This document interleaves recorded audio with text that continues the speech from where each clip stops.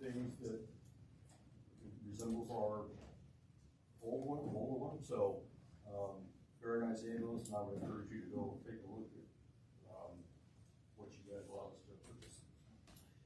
And that is an agenda item, but one thing I want to make sure that we point out is that $75,000 of that came in the form of a grant.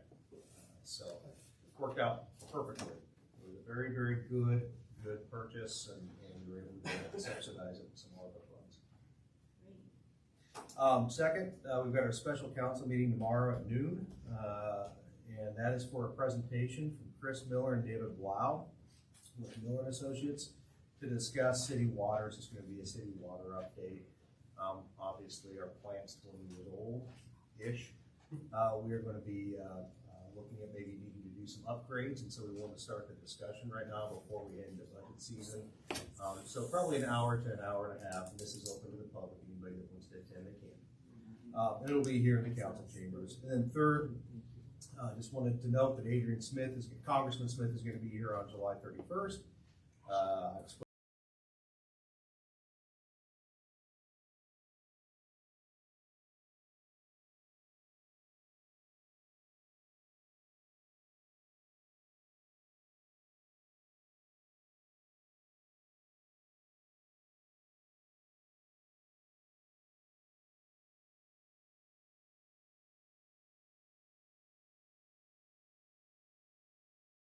Spoken with his aide. He would like to go and tour the location where the new sports complex project is going to be placed. He's excited. He'll be here for about an hour. So anybody that wants to attend, he'll be on site, and he'll be, I guess, just talking with us about City of McCook projects that we have going on afterwards. So those are the three things tonight. I'm gonna make sure that anybody else has anything they want to share. That's it. Okay, thanks.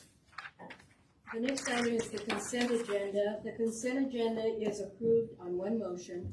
Any item listed on the consent agenda made by the request of any single council member or public in attendance be considered as a separate item under the regular agenda. Council, do you have anything? No, Your Honor. I have nothing. Nothing, Your Honor. Staff, do you have anything that you want to pull? No. No? Anybody in the public have something they want to pull?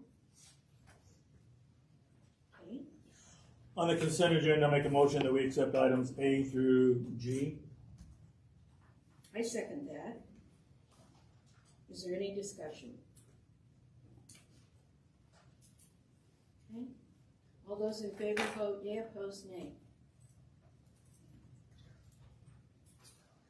4 votes cast yea, no votes cast nay. Okay, the next item is the regular agenda, and it's a presentation from Emma Castor with West Central Development District in regards to properties in their designated area that should be declared a nuisance, properties that should be rescinded from previous declaration of nuisance, and properties that need abatement. All right, thank you. Can you all hear me? Here you go. Yes. Yep. Can you guys see my PowerPoint? Hang on just 1 second. We're getting it Okay. loaded up right now.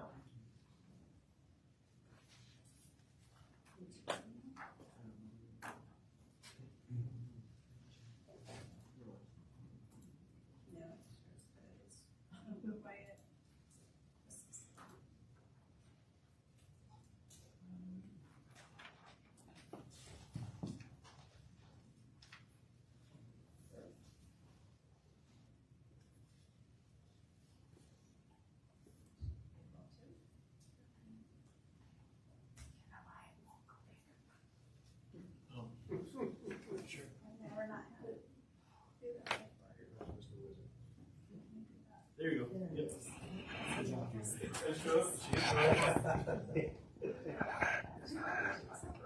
Okay, we can see your presentation. Perfect. Okay. For the record, I am Emma Castor with West Central Nebraska Development District, and I will be presenting the 2025 McCook Footprint tonight. So first, in summary, we reviewed 240 properties, sent 125 courtesy letters, 87 have cleared, including 30 to rescind tonight. 5 properties have extensions, 11 were posted, 7 properties to declare a nuisance, and 12 properties are ready for motion to abate. Agenda items, the declared nuisance properties, properties to rescind, and properties for motion to abate. So first I'll start with the properties to declare. So this property, 2025 MCC 33 PID 001 428700. I have been in contact with the property owner. It is the railroad. They just have a large pile of tires, and they have a whole process that they have to go to in order to get somebody to clean it up. I told her we can just move forward in the process, or we can grant an extension, whichever you guys would prefer. So you guys can think that over, and we can come back to that if you want, or we can just go ahead and move forward. If you have any questions or anything, go ahead and stop me. The next property, 2025 MCC 37, 1225 East 8th Street. A lot of work has been done to this property, just not quite there yet. We've got tires, cement pieces, some discarded piping, unlicensed vehicles, and other discarded goods. 2025 MCC 63, 1208 East B Street, 2 unlicensed vehicles. 2025 MCC 112, PID 001 604 700. Also, a lot of work has been done to this property, just not quite there. Scrap wood and metal, discarded furniture, and some discarded home goods. 2025 MCC 114, PID 001 608 100. Some tires. And 2025 MCC 117, 112 South 7th Street. We've got scrap wood, discarded appliances, tires, and some discarded home goods. 2025 MCC 1121, 212 South 7th Street. The structure is in the process of being taken down. Got that, an empty structure and some scrap wood. They have also done a lot of cleanup. Again, not quite there. And that is our last property to declare. We can move on to motion to abate properties if anybody doesn't have any questions, comments.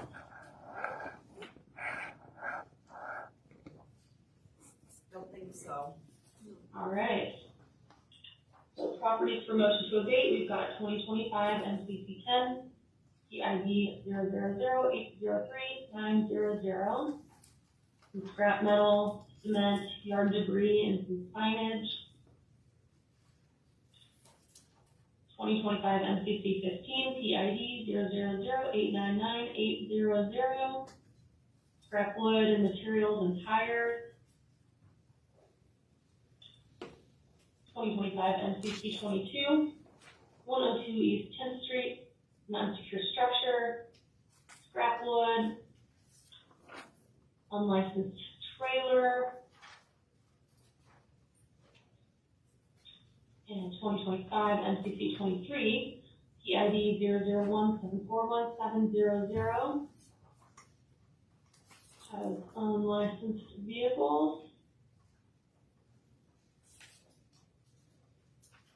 2025 MCC 24, 111 East 10th Street, pallets, buckets, discarded home goods, scrap wood, tires, discarded material.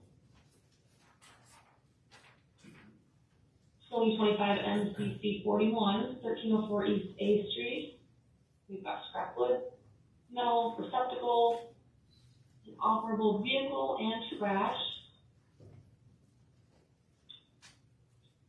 2025 MCC 46, 1319 East A Street. There are tires.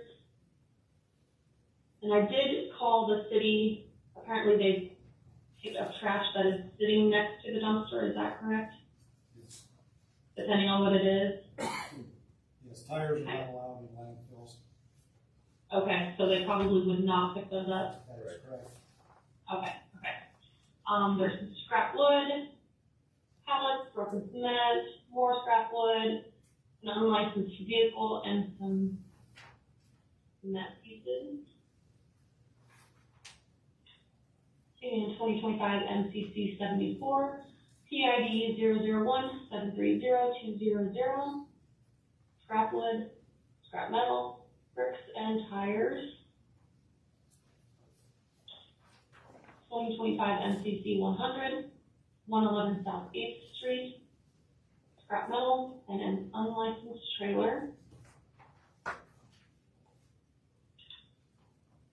2025 MCC 110, 703 South 2nd Street, and an operable vehicle, scrap wood and metal, an unlicensed vehicle, pallet, tires, buckets.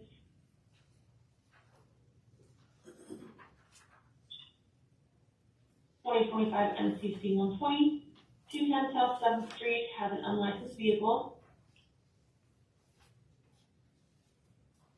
And then 2025 MCC 122, 205 South 6th Street, an unlicensed vehicle, scrap metal, and a tire. And those are all for motion to abate. Any questions, comments? Don't think so. Yeah. Okay. No. Thank you, Emma. All right, thank You've you. done a great job for us. Thank you, because that was a I lot of work. appreciate it. Okay, so Thanks, Emma. Thank you.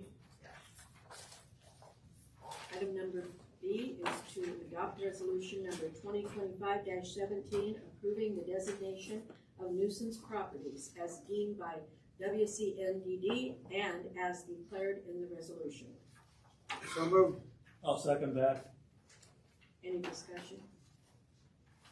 All those in favor vote yeah, opposed nay.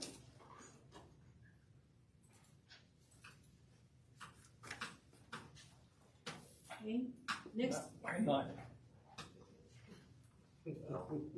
There it is. your mouse is dead. All votes cast No. yea, no votes cast nay. Okay, next item on the agenda is adopt resolution number 2025-18, approving the rescinding of a portion of the resolution number 2025-11. We have a motion. I move to adopt resolution number 2025-18, approving the rescinding of a portion of resolution number 2025-11, which previously declared certain properties a nuisance and which now have been abated and cleared of the nuisance as deemed by WCNDD and is declared in the resolution. Second. Okay. Any discussion, council? Okay, all those in favor vote yeah, opposed nay.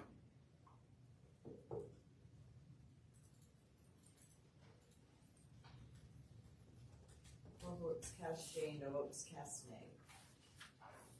Next item on the agenda is to approve WCNDD's motion to abate for properties located at, do you want to read all those? Which one Move do to you want approve that one? WCNDD's motion to abate properties located at PID 000803900, PID 000089980, 102 East 10th Street, PID 001741700, 111 East 10th Street, 1304 East A Street, 1319 East A Street, PID 001730200, 111 South 8th Street, 703 South 2nd Street, 210 South 7th Street, and 205 South 6th Street, all located in McCook, Nebraska. I'll second that. Okay. Any discussion on that item, council? Make me say that again. Okay. Okay, all those in favor vote yeah, opposed nay.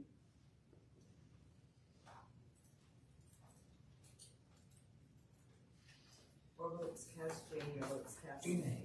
Next item on the agenda is discussion regarding Verizon's request to decrease its rental payment to the city of McCook for the use of McCook's west and east water towers to locate its list. Is there anybody here to speak to that? I think they're gonna appear via Zoom. We're gonna see if we'll get that. Okay.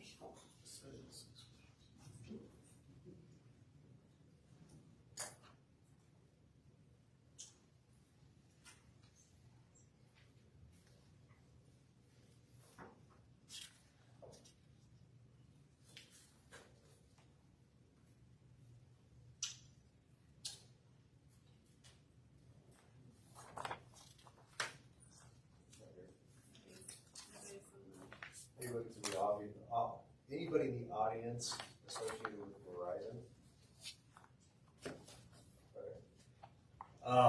Pat and I will too while we're talking about this.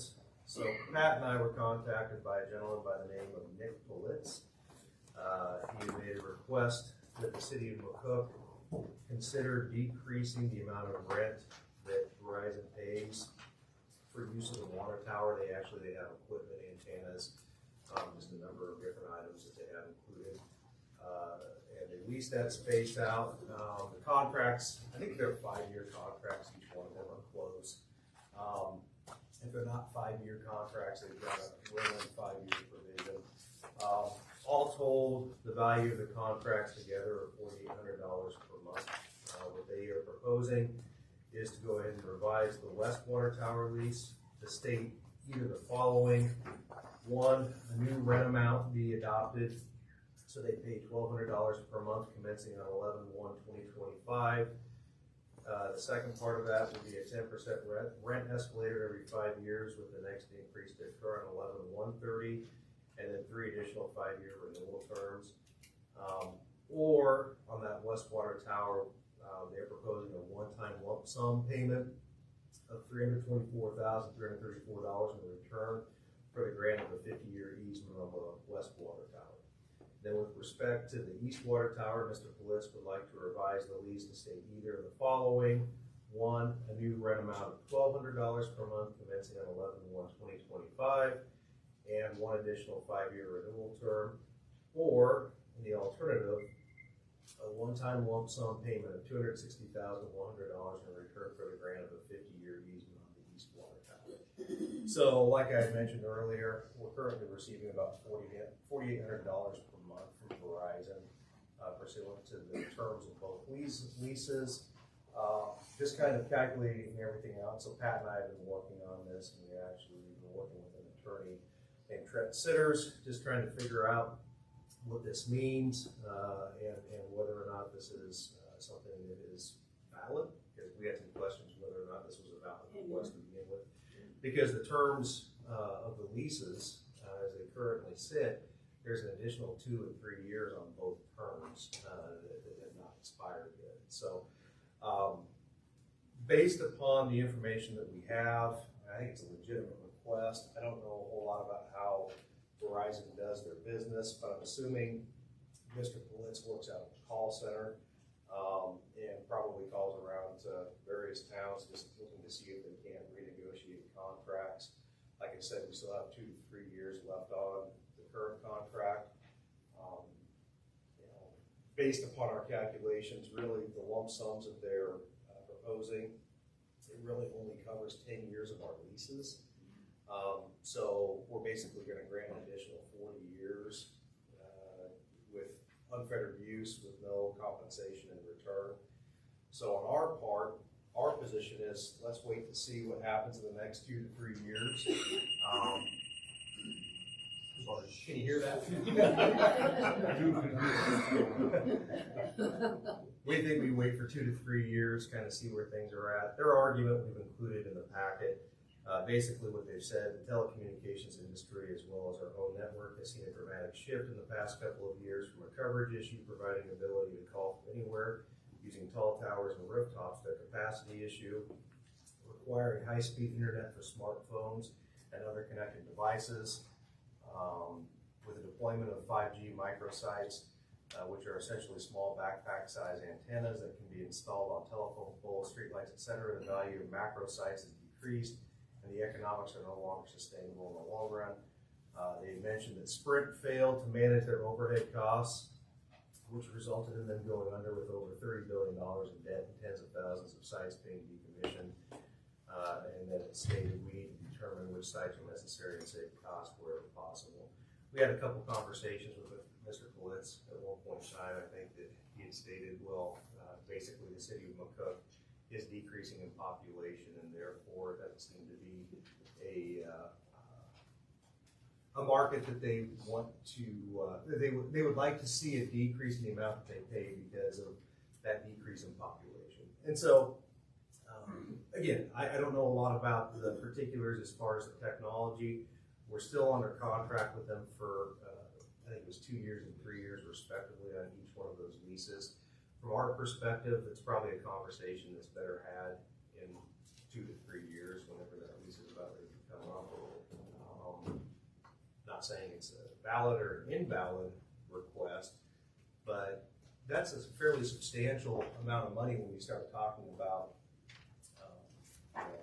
other sources of funding that we receive outside of property tax, sales tax, and also the rates that are paid for our enterprise fund utilities. And so it's a struggle.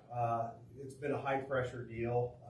It's a high priority for him. We've got a lot of other high priorities on our end that probably are a little bit more pressing than this. And so that's going to be our recommendation, that we just hold off.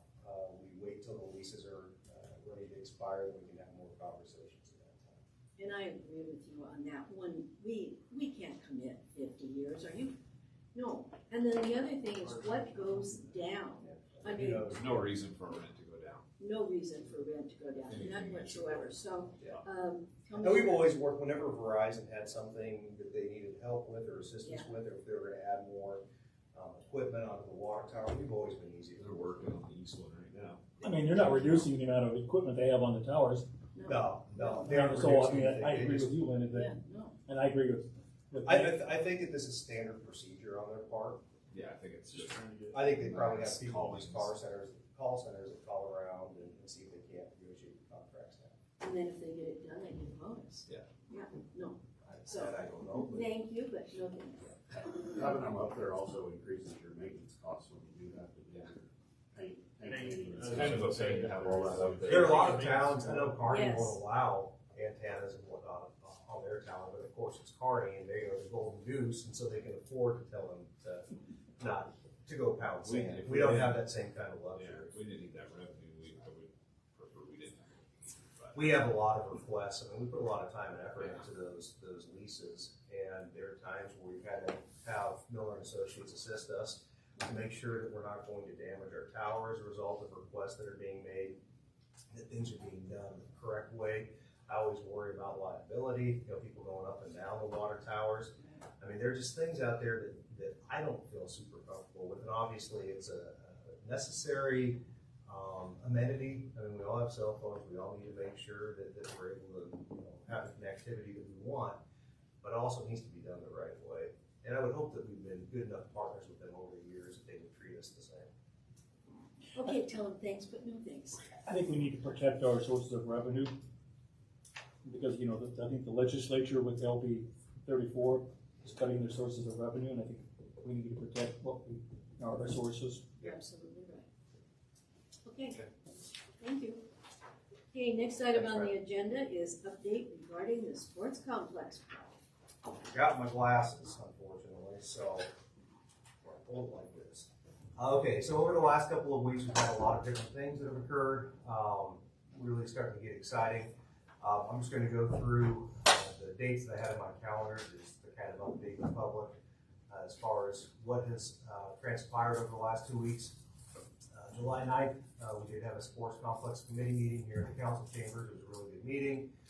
We made some amenity decisions, coloring, field turf types, and then also we were trying to do so in a way that allows Mammoth to go ahead and start placing orders. Do you think some of the things in particular that we talked about that day, Kyle? Scoreboards was a big item. We also discussed prior to that, the roofs on dugouts. So, got some good input, and we were able to go ahead and share that with Mammoth, and so they are in the process of trying to order the requested items or preferred items with the Sports Complex Committee. July 10th, we had a good meeting with the sports feasibility companies. They're the company that's doing the pro forma and the feasibility study for the sports complex. Mammoth was also present. I think Eric and Troy, maybe Jason, there's a third person that was here with Mammoth, I think. But we discussed management contracts. One of the things that we are trying to determine is the best way to move forward once the project is built out. Who's going to manage it? Is it going to be a city project, or is it going to be a project that's going to be the responsibility of somebody else? One of the things that we've really been thinking about is, do we have the resources to go ahead and run this ourselves? And also, like Gene had said, with the limitations that LB 34 places on municipalities and counties, it gets very complicated when you start thinking about where we're at with our levy. We're at 44 cents. If we add anything more, we're gonna get closer to that 45-cent lid. So that makes it really difficult. So they did send over a copy of the agreement. It's just kind of a blank agreement for us to kind of look at, or a template agreement. I'm gonna go through and review it, and then we'll bring it to the council to talk more about this in the future. But it was a really good conversation. We also did talk about sponsorship rights. Sports feasibility companies, they help out, as far as securing sponsorship rights. It really seems like it's a very good company. I mean, I've talked to Mammoth on a number of occasions, and they've said we would not partner with these people if it wasn't for the fact that we trusted them. And we have 100% trust in Mammoth that they know who are good partners for the community of McCook. And so we also had some side conversations that day regarding lighting. And so over the course of the next week, our staff members, myself, Tara, we just kind of talked about what kind of lighting we want to see up there. We looked at two different options primarily. As those numbers came in, as far as bids that were received by Mammoth, we wanted to make sure that we were getting the best bang for our buck.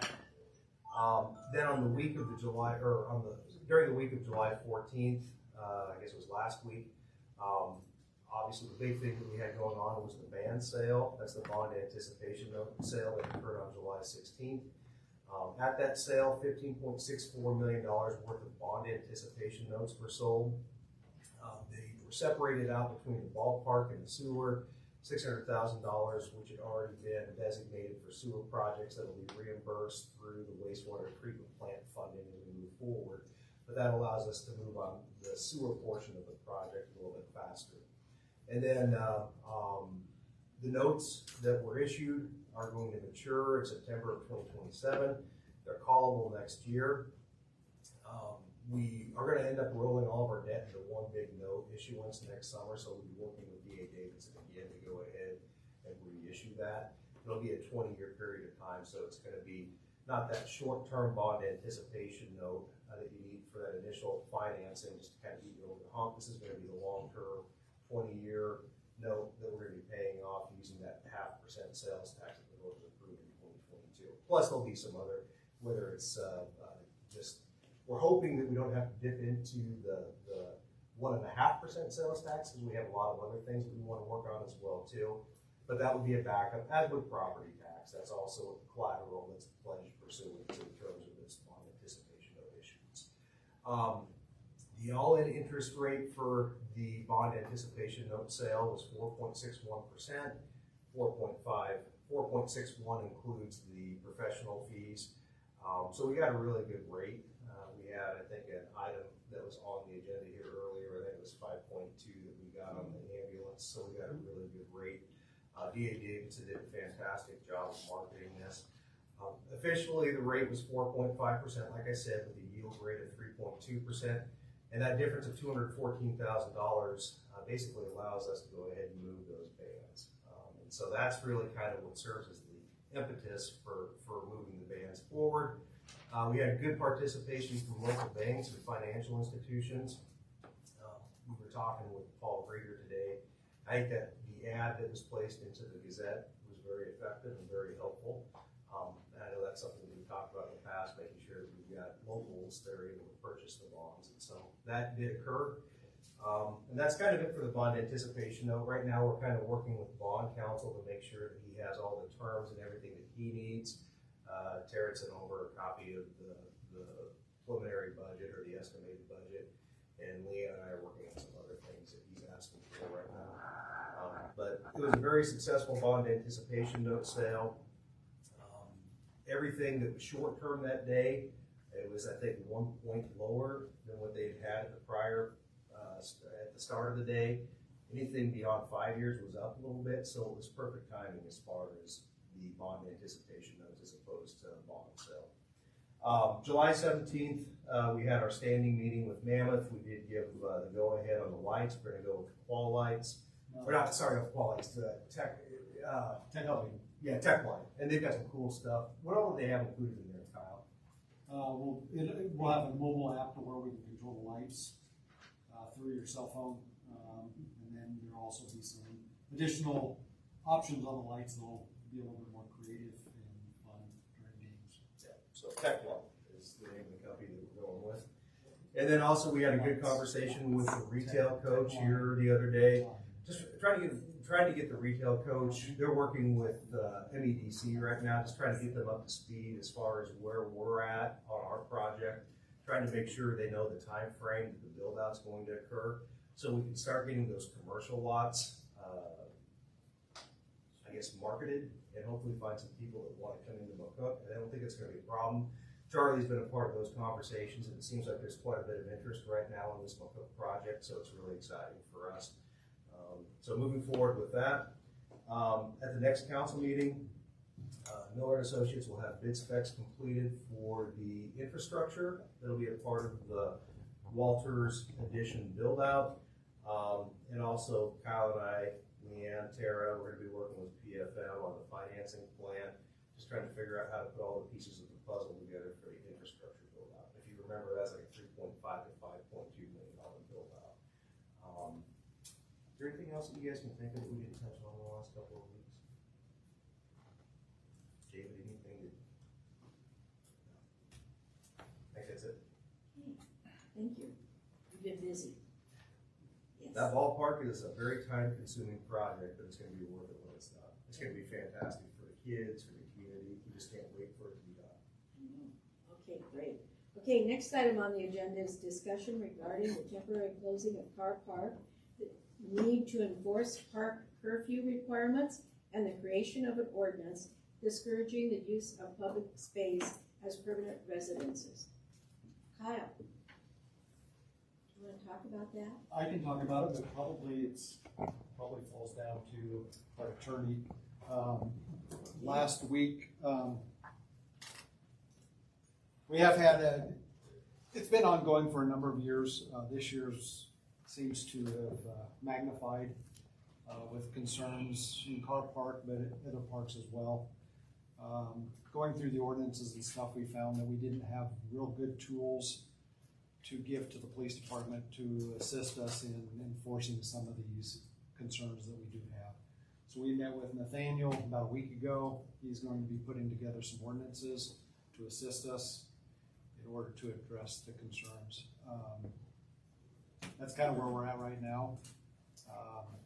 We did have numerous calls from people that typically would have utilized Carr Park in the past and have used it in the past while traveling through, that said they just didn't feel comfortable down there at this point in time.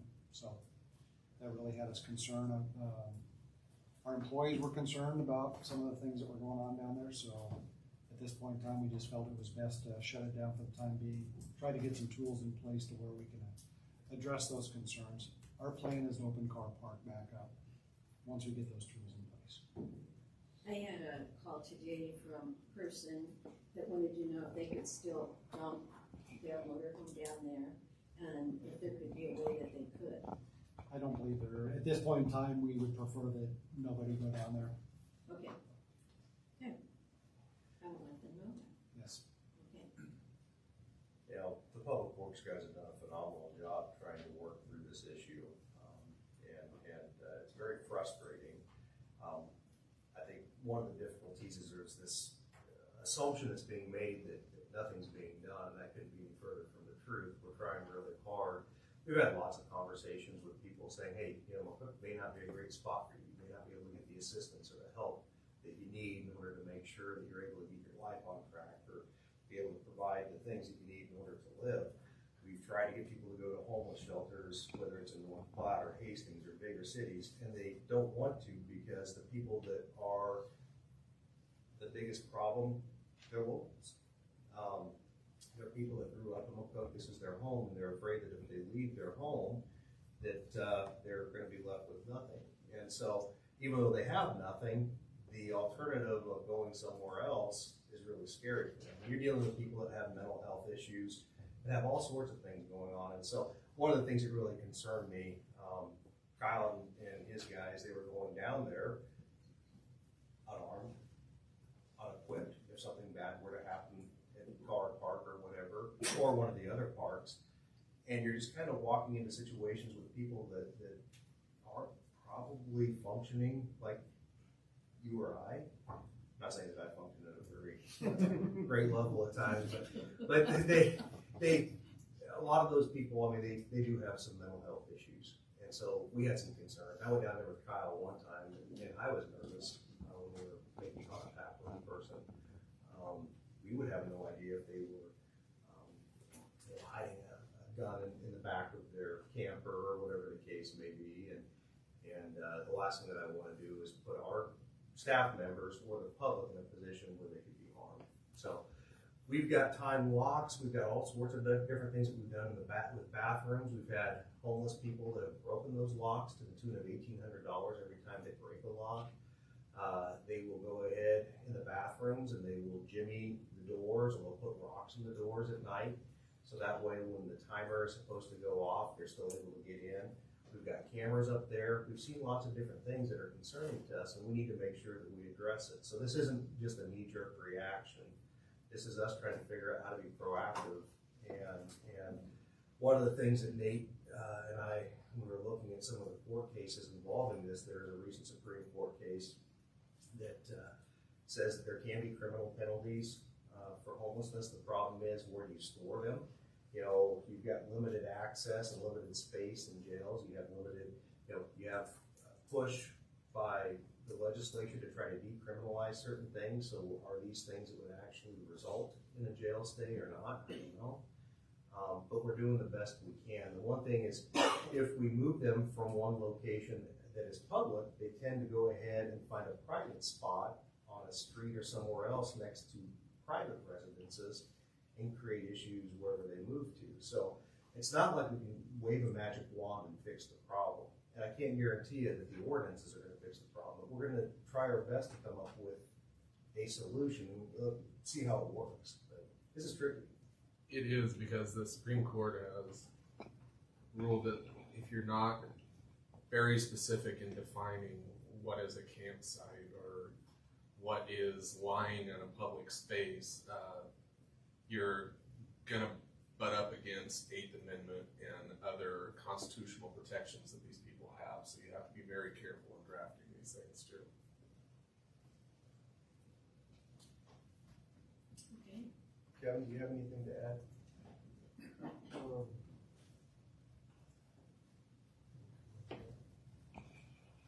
Got a seat just for you. Thank you. Good evening. I've done some research on law enforcement interaction with folks who've been displaced or folks who are homeless. There was a 2018 paper that I read that talked about where law enforcement leaders across the country thought that we should go with having law enforcement interact with the homeless. And it was decided that it's a very complicated issue. And one of the questions that came up was, who actually owns the problem of homeless? Is it us? Is it government? Who is it? And again, it takes, I think, a lot of people coming to the table and working together to decide what is best for the community that we live in. And I think with what we're doing now, I think we're taking a good stab at trying to decide what's best for our community. Another study that I looked at, one of the talking points is how does it affect law enforcement that's understaffed or under budgeted or whatnot? How much time are we spending going this direction versus going another direction? And I think we just need to keep all that in mind when we decide what's best for our community. So again, I think we're going in the right direction, but it's going to take probably all of us getting together and deciding what are we going to do. So This isn't just a recent problem, though. This has been going on for quite some time. It's been going on for a while, but this year seems to be magnified. It's not so much the transients right now that are the issue, it's the people that grew up in McCook that don't have a home and are using either car park or other public spaces as a home that are creating the majority of the issues for us right now. We did have one situation, Morris Park, this is just one example. Middle of the day, young mom comes over to one of my employees who was mowing the park, stated that her young daughter needed to use the restroom. She went to go into the restroom and there were two guys in there. So my employee called PD and PD went up and they were living in the bathroom during the middle of the day. That concerns me. we've had similar experiences with people thinking that the band shell can work as a place of residence. We've also had an instance where we had a camp right on the railroad right away. Now, fortunately, I was able to work with Burlington Northern Santa Fe Police, and we were able to abate that situation and get it cleaned up. But again, you're right at the base of the railroad, so you don't know what you don't know. You know, safety concerns there. Would somebody wander up onto the tracks? Would somebody wander someplace that they didn't understand might be dangerous for them? So it also becomes that kind of a safety issue when we have folks that just don't have any place else to go. Okay, well, Nathaniel, we'll look forward to your report. Thank You you. got your magic wand? You got your magic wand. And thank you guys for working as diligent as you have, and somebody from the audience. I just wanted to comment, Nate was talking about people going to the private residence. I live up by the hospital and I go down 11th Street, and my wife and I were actually bringing some supplies back from the Knights of Columbus Hall. And there was a curtain up there. And I'm like, this isn't right. And my wife got out of the truck and I got out of the truck to get our supplies, and out come somebody's been living back there for a couple of days. In the back of our building, the Knights of Columbus building. I mean, the police said to block it off and everything, but I knew the person and I confronted him very well. But my wife, it scared the hell out of her. And I mean, it's a concern. I mean, they were back there, I'm assuming for days. It was clothes, backpacks, sleeping bags, cigarettes, food. I did call the police. They were awesome about what they did, but it's a problem, a big problem, coming into our private places like that. So, you know, not only car park, I drove down there. We come into town, it's like, how many people were in there? You know, 3, 4 different places. And I wouldn't stay there. You know, I mean, nowadays everything has to be safe. But I just want to bring that up, that they are going to private residences. And we know that, and we're trying to work with the private residences that are adjacent to where they're staying, but that's complicated because where else do you? So then, if you can't get them out of town, or if you can't get them to go to a homeless shelter, it gets really. And there was another situation. I was leaving the Knights of Columbus Hall. I do a lot of stuff over there, and there was a car going by, and I went around the block, and I'm like, they're going really slow for some reason. I went around the block and I waited just a little bit, and I come back around. I'm like, where'd they go? They're gone. I went back behind the Knights Columbus Hall, they're backing in there with their vehicle. I go, this is a private residence, what are you doing? We don't have no place to go. So, we come here. Oh, no. So, I mean, it's not once, but it's been twice there, you know, so, and they're just backing up there to be there out of the way for the day, and it's, you know, I said, I don't wanna call the cops if you leave, you know, but they left. But that's just me knowing that, I mean, two incidences that I've had with that, so, I just wanted to bring it up. And we appreciate the patience of the public during this time. Yeah, Thanks for Yeah, working with us through this. Well, the It police really is department growing. was right there, and if they come back, they know that they'll be caught for trespassing, so, you know. And we have to do our part to protect our building too. And so, anyway. And the Public Works Department and Police Department have worked really well together, and so we'll continue to work on it together. We appreciate you guys doing that. We appreciate all you are doing. Thank you very much.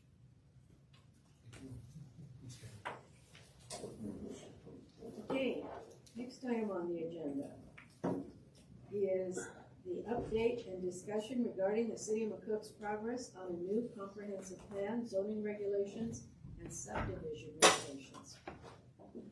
This is the most exciting thing that we're doing right now. It's so much fun to go through and read zoning regulations and subdivision regulations and comprehensive plans and, so it's been a while since we've talked about this. We've had numerous planning commission meetings right now. Just wanted to let the council know we have made it through the residential and the ag districts. We're going to be starting with the business and commercial districts and working our way into the industrial districts. We're hoping to get everything on the districts, all the review done here September, October, and then we're going to get into the accessory and supplemental stuff, which is going to take a little bit longer. There's a lot of stuff that's involved with that.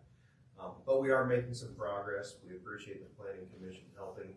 We're trying to streamline the process a little bit at the request of the planning commission. We are trying to get through all of our review about 3, 4, 5 days prior in time, so that way they can see our recommendations.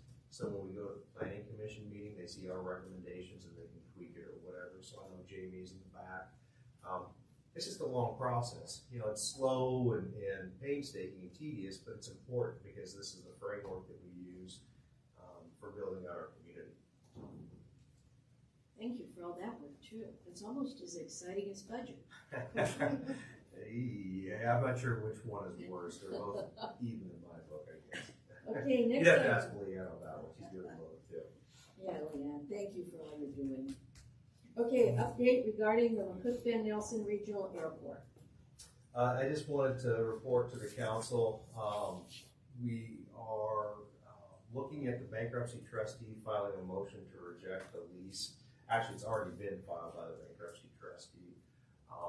So what will happen at this point in time is they're going to try to sell the buildings as part of the FBO. The FBO service provider, or the service. So the 4 buildings that we're really interested in, that's going to be put up for sale, as well as the equipment. However, we are working with Nebraska Land Bank, who is the primary creditor, to ensure that we're able to continue operating. We've made some attempts to try to see if there isn't maybe a little bit of common ground, but we're just not quite there yet as far as what we think the value of those properties are and what they think the value of those properties are. And so for right now, we're just gonna kind of let this process work its way through. We are gonna be taking this into consideration while we do the budget. The last thing that I wanna do is have the city pay for FBO type services and expenses. But until we get a resolution, we need to make sure that we're continuing at a bare minimum to be able to provide fueling services and then also hangering services as well too. Those are the 2 primary things that we're doing right now at the airport. We're just working through some numbers right now to see what it means for us. We think we're probably close to breaking even. I don't know what your thoughts are with that, Leanne.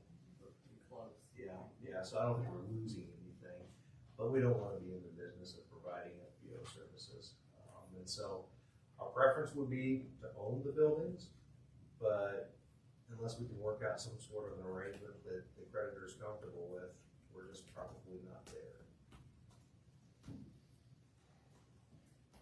We would be wiser to own our buildings, correct? Definitely.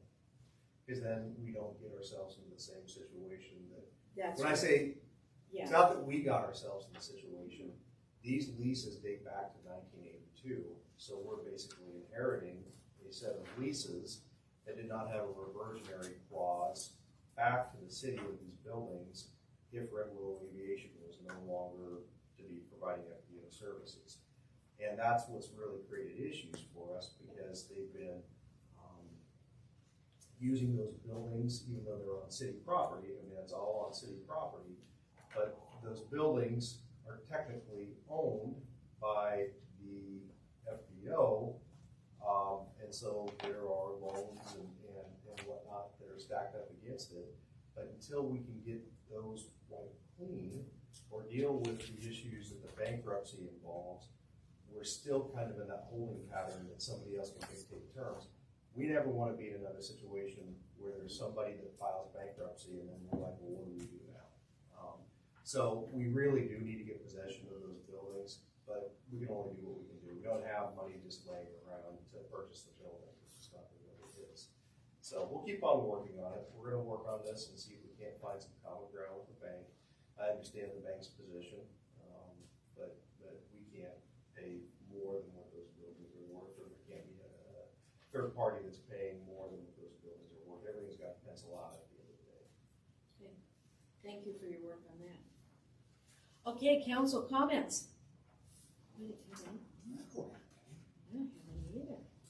Okay, we're going to go into executive session, and it may be held upon a majority vote of the council for the protection of public interest for a strategy session with